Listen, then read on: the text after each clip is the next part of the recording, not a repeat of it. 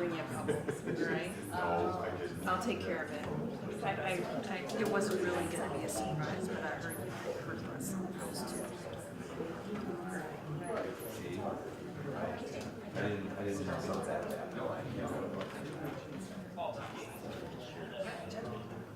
Yeah.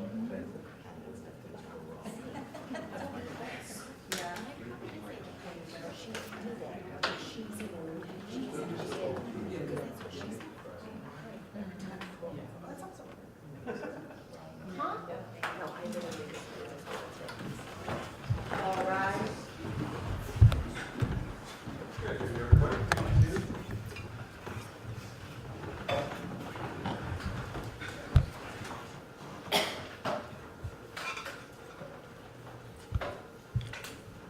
Welcome, everybody. We'll call case CR 25-548, State of Ohio versus Darnell Jones. Mr. Jones is present again today. Welcome, sir. With your counsel, Mr. Klukas and Ms. Baronis. State's represented by both assistant prosecutors. We have folks from the media here, and we have some other folks in the courtroom. Is one of them the victim representative?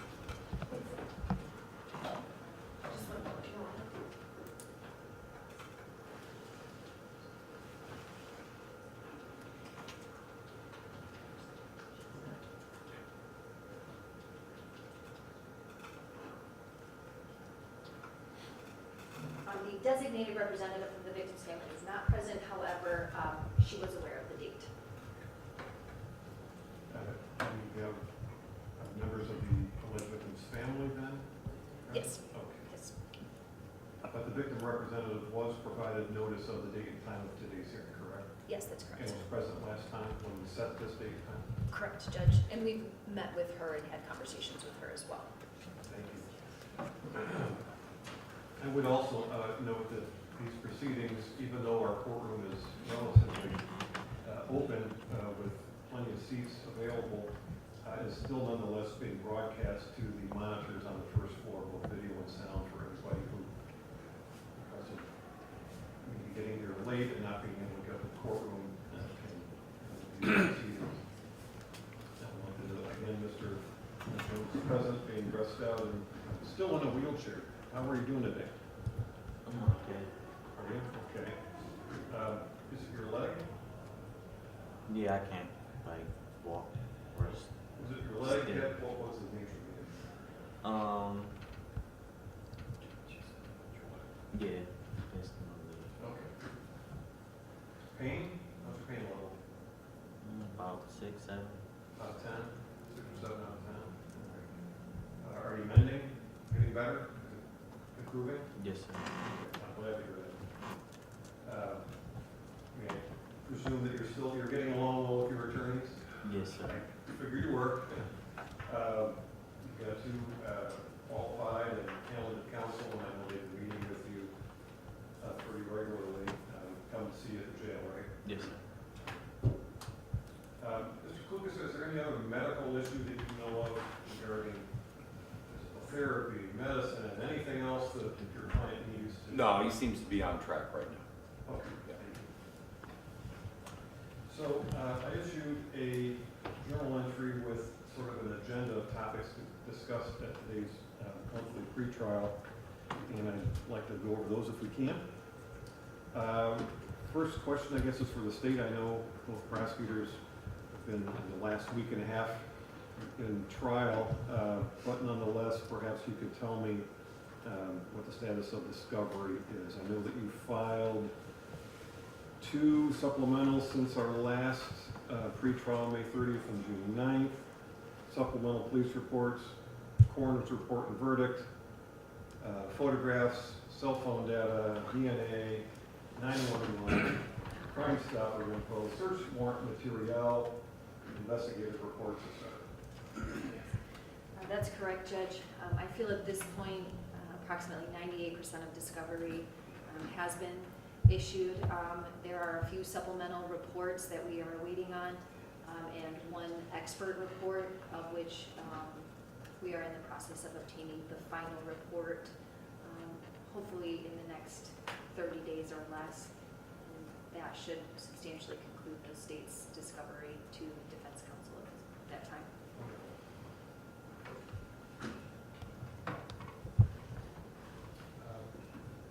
Has there been any reciprocal discovery turned over to the state yet? No, it's a little early. It's a little But bit. no, there is not.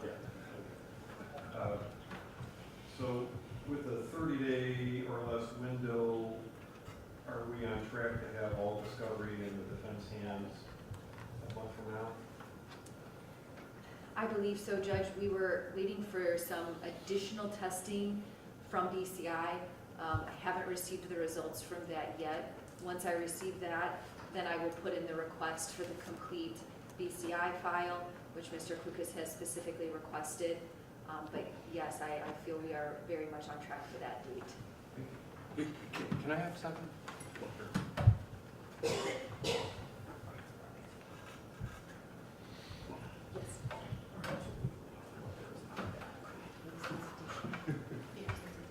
You told me. I asked when the parties might anticipate filing any motions in the case. Oh, well, it's funny you should ask. In the court's preliminary schedule that had been issued, I think, before the last pretrial, the first motion the court had listed was the constitutional motion. It's under construction right now. Optimistically, it would be the end of next week, maybe early the following week.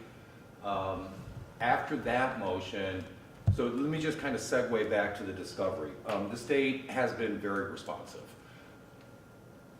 Very responsive. There's a lot of material. There are a certain number of motions that I think a lot of us would recognize as pro forma or boilerplate in these kind of cases.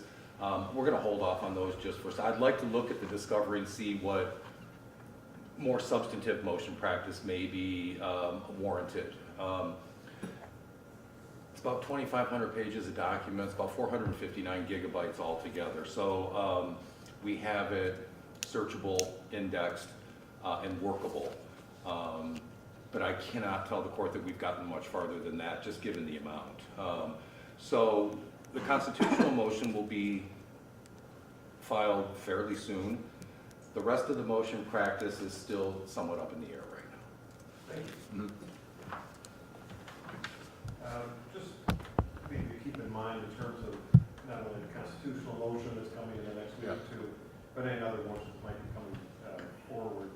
I think when we talked before about the court's block schedule, we've got a Monday morning block, a Wednesday afternoon docket, and a Friday morning block.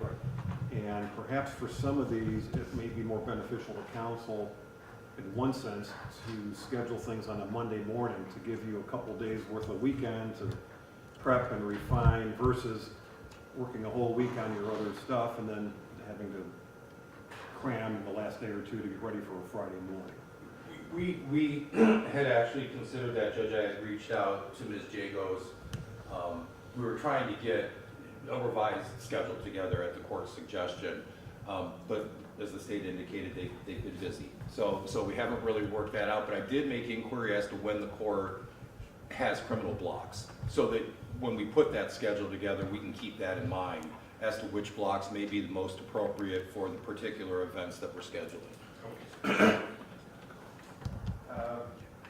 goes into the next issue on our agenda, and that was the scheduling order. I guess that's a work in progress, and I understand Ms. Cog, Ms. Latigue, also been in trial for the last week and a half, and as I understand, that trial wrapped up today. Yes, Judge. Okay, so now you've got full time to devote to this case, right?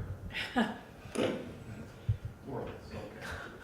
I know you're busy with other cases as well, of course, and procedures.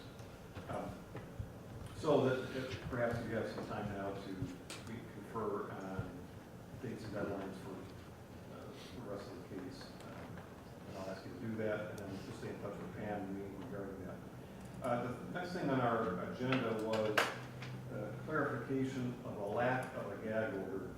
Now, at arraignment back in, I guess, April now, I inquired of the parties whether there be any objection to the issuance of a gag order which would restrict statements made in the public, whether in the media or on the street or whatever, any statements made outside of court, off the record. And I remember Mr. Klukas, you standing up and saying, Judge, We don't intend to do that anyway, so we would have no objection, and I think the state also said that it had no objection.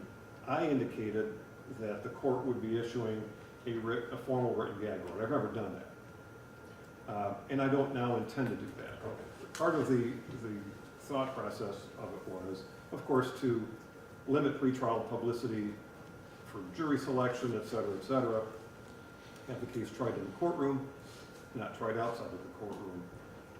I'm having made that representation back in arraignment. I never did issue a gag order because, frankly, I don't think we need it.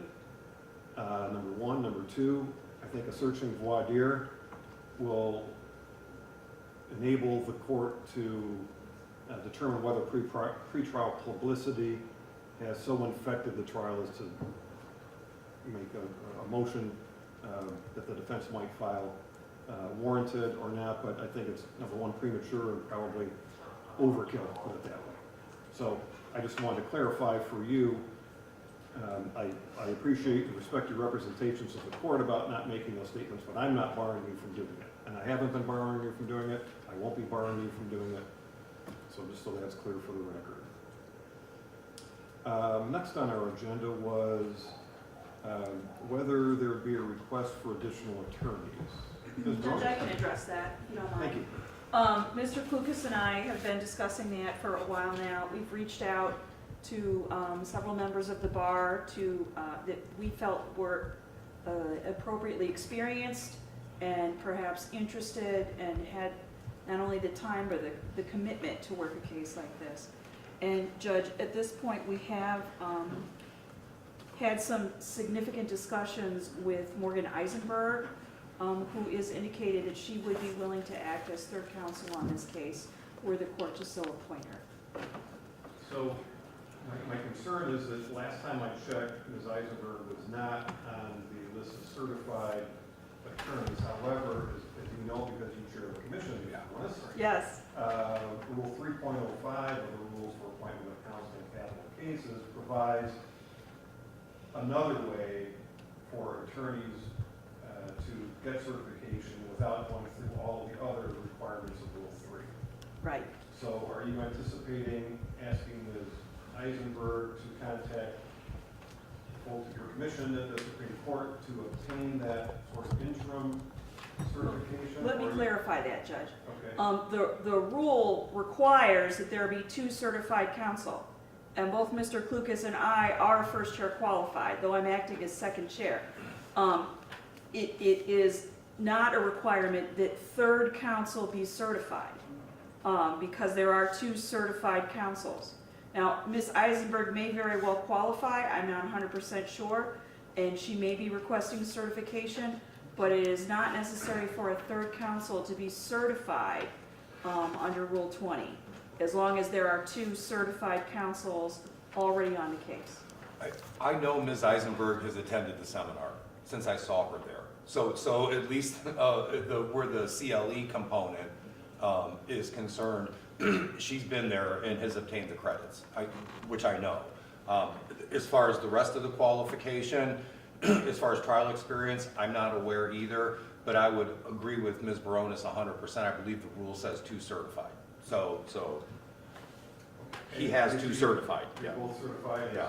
as Ms. Baronis said, you're both certified as lead counsel. Anything from the state response to that? No response from the state judge. So would you be seeking, or would you be filing rather, a written motion for her? Judge, I'll file that motion for the court. Okay, if you would file, please, a proposed order Absolutely. along with it. I'd like to go through with her some of the stuff that we went over at arraignment about best practices and all that kind of stuff. I'm sure Ms. Eisenberg is well qualified. I've had her on many cases. In my experience, she's very well prepared, hard worker, smart, well qualified to make a wonderful addition to your team.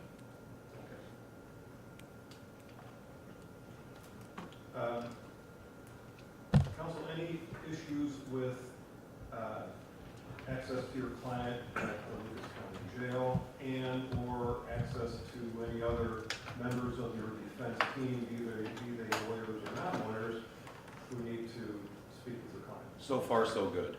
No problems up to this point. The situation's a bit fluid, you know, but as of right now, I would say that we've received all the access to Darnell that we've requested. And that access is preserved confidentiality? We believe so. Now, the representation is this, so where we're meeting with Mr. Jones in the jail, the representation is that there's video but no audio. I'm taking that at face value until I have a reason to think otherwise.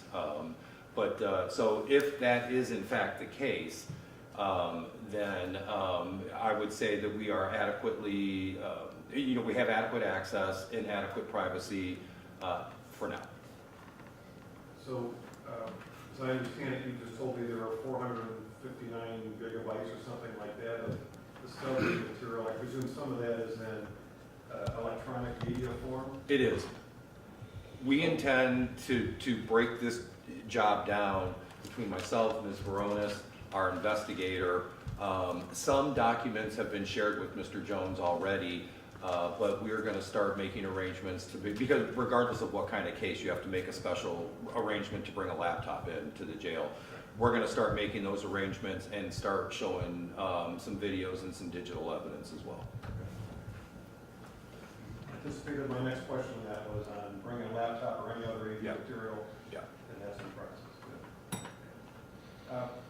When we were together last time, I think May 23rd or so, your client executed a time waiver to today's date. Correct. Now, I believe, Mr. Klukas, it was you who at the last pretrial indicated that certain tolling events would be coming into play anyway. As far as I know, none of those have happened yet. No. And it's probably going to be at least a couple of weeks or week or whenever before constitutional motion's filed. So let me ask you what you think about a time We are waiver. willing to sign a time waiver until the next scheduled pretrial. Because that's going to cover, and there better be tolling action before the next pretrial. I anticipate from what you're telling me there will be. Yeah, yeah. But with an abundance of caution, I was going to suggest in terms of a next pretrial to which that time waiver would apply, either Friday, July 25th at 9 o'clock, or, just on Mondays, Monday, July 28th at 9 o'clock.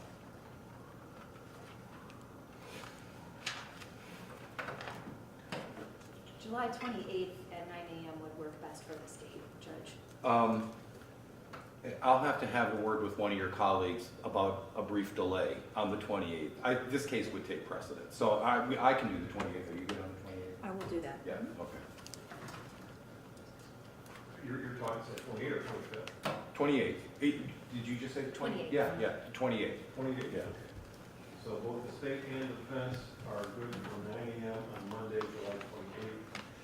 That would be for a warrant status pretrial. I don't know that, depending on what you file, or when you file it, and when there's a response, that if there's a need for a hearing and any pending motions that have been filed by that time, if there's a request for a hearing. Yeah, there may be a request for a hearing. What I was going to, so we started doing some preliminary scheduling even though the state was in trial.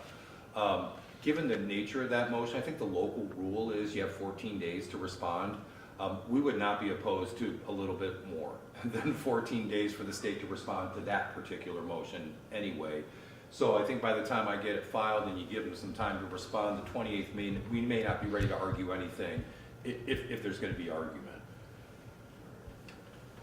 So for now, we'll just call it a status pretrial. Yeah. If we do have other matters that have bubbled up that are right for a hearing, we can cover that. Okay, so back to the time waiver, the client would be willing to execute a time waiver to the Monday, the 28th of July? That is correct. And, That's been discussed with Mr. Jones prior to this afternoon, so yes. The only thing being unknown is what the date was. Pam is filling in that date on a pre-printed waiver of time limitation for trial. It's a carbon copy of the one we used before. And that's Mr. Rollins is approaching to retrieve it for counsel's and client's signature. Mr. Jones, we talked about this before, I just want to run it over with you again. You know that you have a right to a speedy trial, both under the Constitution and under the Ohio Revised Code, right? Okay, we talked about that before. Yes, sir. You heard the discussion I just had with your attorneys about waiving that right to speedy trial until the next pretrial on July 28th. Yes, sir. Do you have any questions on it? No. Do you understand what your rights are in that regard? Yes, sir. I'll give you a moment to talk with your attorneys now, review the form, and if it meets with your approval, please sign it.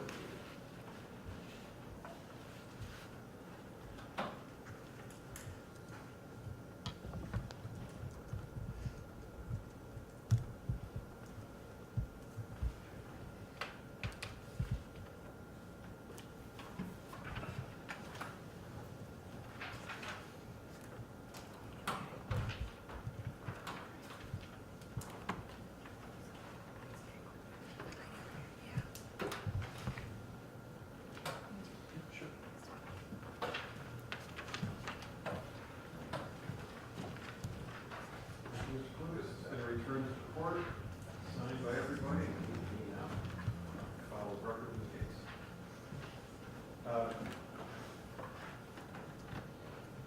Let me go back, if I may, to Mr. Jones. I see, Mr. Jones, your head's down, and I presume you're in a little bit of pain because you told me it was a 6 out of 10, just a little bit ago. Are you taking any medication for that? Yes. What do they give you? I forget all the names for them. You're taking more than one medication? Yes. Okay. Is it medication both for any physical pain you might have, any? It's a lot. Like, I got blood thinners, stool softeners, pain meds. Okay. What are the side effects of those medications? I haven't had any side effects, so, Do or they at make least you that more I know. tired? No, sir. Do they make you more alert and hyper? No, sir. Do they interfere, they fog up your brain and interfere with your ability to think clearly? No, sir. Do they interfere with your ability to talk with your attorneys and answer their questions and contribute to the discussion of your defense? No, sir. Okay, I just want to make sure, because if we can do something about that, we will. Mr. Lucas, you told me, I think, before that your client was in some sort of physical therapy or attended a doctor's appointment or something? That is correct. He had an off-site physical therapy assessment visit first run. As of right now, most of the physical therapy that he's doing is on his own. He's got a list of exercises and he's doing those. And I think for now, the physical therapy on his own is not only satisfactory to Mr. Jones, but adequate for what's required. Okay, and you've, counsel, I know you've talked with him, you've met with him many times.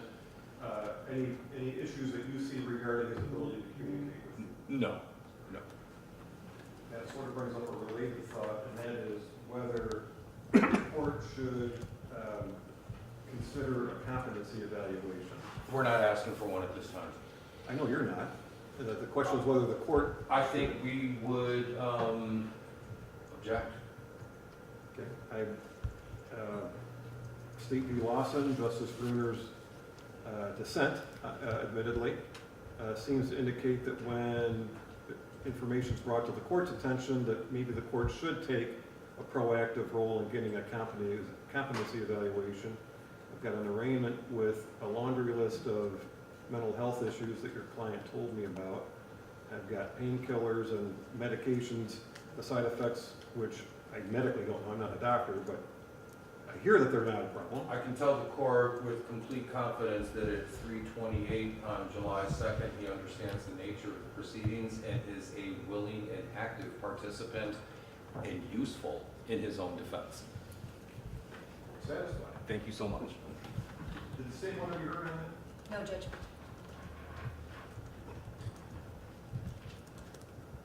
I did have a couple of things regarding the current expert witnesses that under Rule 42 we talked about in chambers, on the record, but in chambers. And I wanted to get a little bit of an update and ask some questions in that regard regarding their expert expert issues. So- Would you like to have that heard in chambers, or we could do it now? Well, let's just see where it goes, Okay. okay? Let me start if I could, okay? So the experts that the court has authorized have all been provided discovery. That's a fairly recent development because of what needed to be done to the discovery to make it workable as far as searchable and indexed and skimmed from unnecessary metadata so it doesn't take up so much space. So because they have just received the discovery, we don't really have a status report. I understand the court's order. We don't have anything to report right now because people are just getting informed. I would say that more detail, subject to privilege and confidentiality, might be available to the court at the end of July for that pretrial. But this isn't a complaint. The state's been super responsive. There's a lot of material. You need to make it workable. I don't want these experts who are charging by the hour to have to make the discovery workable on their dime. Okay, I think that's part of our job. And it did take a little bit. So experts have received discovery. Those experts that require personal interaction with Mr. Jones have appointments scheduled. There may be, well, I shouldn't say maybe, there will for sure be a request for at least one additional expert, but the scope of that work is unknown at this time because I just haven't looked at the digital discovery so that I can come back to the court and say this is what we think it's going to cost. So I have identified a potential additional expert, but I have no idea what the cost is going to be right now. That's about the best I can do for the court. If that's satisfactory to the court, then I would, if requested for additional detail, I would have more details at the end of July. Okay, I understand the scope and breadth of the discovery that presented, the need for it to be workable in the hands both of you and of your experts. I can appreciate that there would be at least another expert, given the nature of the discovery that I just talked about earlier that was turned over to you last month. So we can go into that in depth if necessary when we come back. That's fine. Okay. Did you want to return to any argument on bail? We do not. No.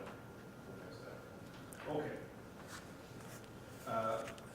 Mr. Jones, you have, as I said earlier, two well-respected attorneys representing you.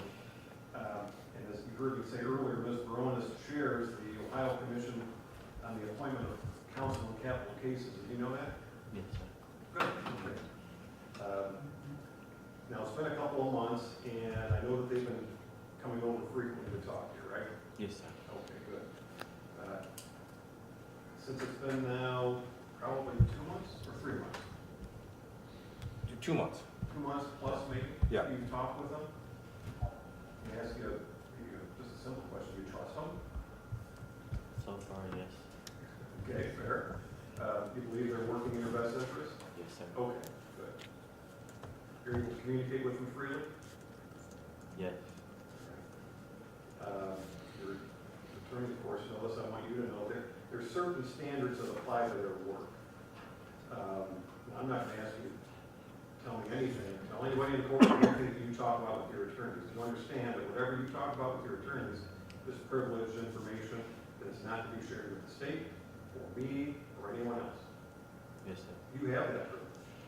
You can waive it. If you want to tell your best friend, your mom, the guy that's sitting next to you in the child line or something about what you talk to your attorneys about, you can do that. Of course, I think your attorneys would advise you not to do that, right? But that's, at the end, that's your choice, you understand that? Yes, sir. So there are standards in this document that Ms. Baronis is, I'm sure, familiar with, as is Mr. Klukas, called best practices for representation of counsel in cases like this.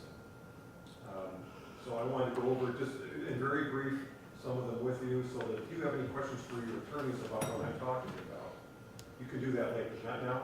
I just want to go over Mr. Klukas. Yeah, I do, Judge. I mean, I'm not going to prevent the court from going through those, but when I was seeing Darnell yesterday and we were going through the agenda, I told him about these and asked him if he would like me to bring a set over for him, to which he said yes, and I said I would. So, Okay. yeah, so we're going to give him a copy. Okay, and I'd be happy to give you a copy before you leave. That'd be even better, that'd be great. Okay. So these best practices, again, I just want the record to reflect that you're aware of it. And if you have any questions after we're finished here, you're going to be talking with your attorney pretty soon after we're finished here. You can bring it up with them, and they can explain it as best they can to you. If you have further questions, ask more questions, okay? All right. So they should be explaining and answering your questions about your rights, including your rights against self-incrimination, effective assistance of counsel, the attorney-client privilege that we just talked about, or related matters. They should be keeping you updated on all the facets of this case, like the work of persons that they've hired to assist you in your defense team, legal issues pertinent to your case, the development of a defense theory of the case, motions, hearings, potential dispositions of the case.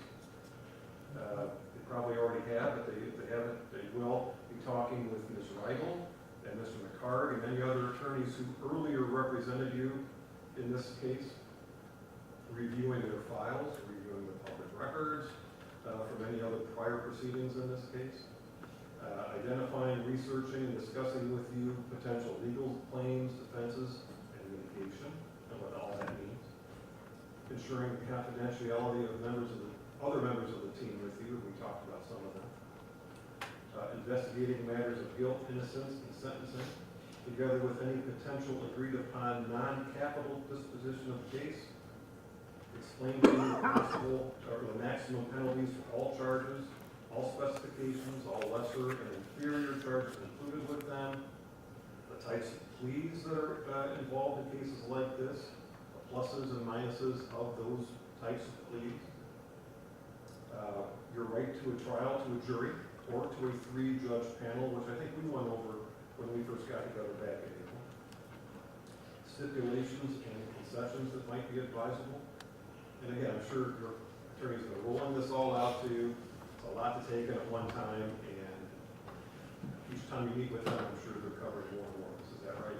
Yes. Do you have any questions about the issues that I just went over? Okay. Very good. And counsel, I'm presuming you can represent to the court that you were abiding by the best practices.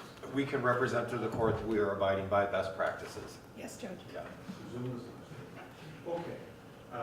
Let me turn it over to the state to see, Ms. Latigue Wilson, Ms. Cook, if there are any issues the state either has now or sees coming quickly on the horizon for this case. Your point of view.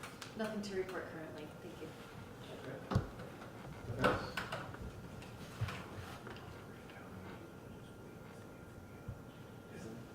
It's Lorraine, yeah. I can talk to him about it. Okay, just so Yeah. we can start laying the foundation. Right, yeah. Just, there's one issue that's been brought to our attention by the mitigation specialist. They had requested a PSI from Lorraine County, and apparently because of some new practices in Lorraine County, a motion needs to be filed, and I'm happy to take care of that. I will enter an appearance and file a motion for those case numbers in Lorraine County.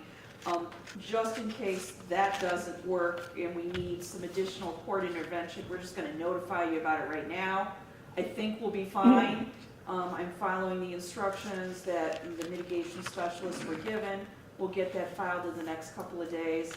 If that doesn't break free what we need, then we'll come to the court for further assistance. Happy to help if I can. Our court administrator came from Lorraine County. All right then. Work there. So anything we could do to help. Since you mentioned PSI, I think Mr. Lucas, you had mentioned before that part of the discovery from the state has been case files, PSIs, and the like from any prior cases Mr. Jones has had in Lucas County. In Lucas County. Yeah, there's been some stuff disclosed. I don't want to commit to the idea that it's comprehensive, okay? But there has definitely been some material disclosed, which we appreciate because now we don't have to go get it. But we, of course, would engage in best practices and make sure that we have everything. But there has been some stuff disclosed already. Okay, that's all I had. Does anyone else have anything to cover? Not from us, thank you. Thank you. Mr. Jones, do you have any questions for me? No, sir. All right. Looks like we have a date then, Monday, July 28th at 9 a.m. We'll continue on this evening. Thanks, Judge. Thank you.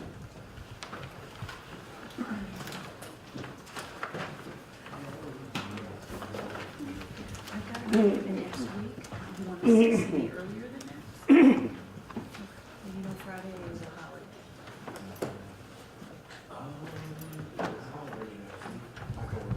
No, he's got the date, Yeah. because I emailed him one email to say, okay, Yeah. will Okay, yeah. that work? Yep. If you need us earlier, just let us know. You okay?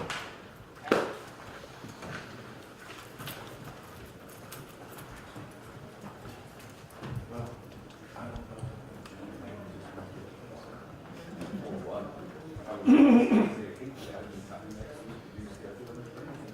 Yeah, let them have their verdict and their holiday, and we'll talk to them on Monday, Tuesday. We haven't been having the full month, so.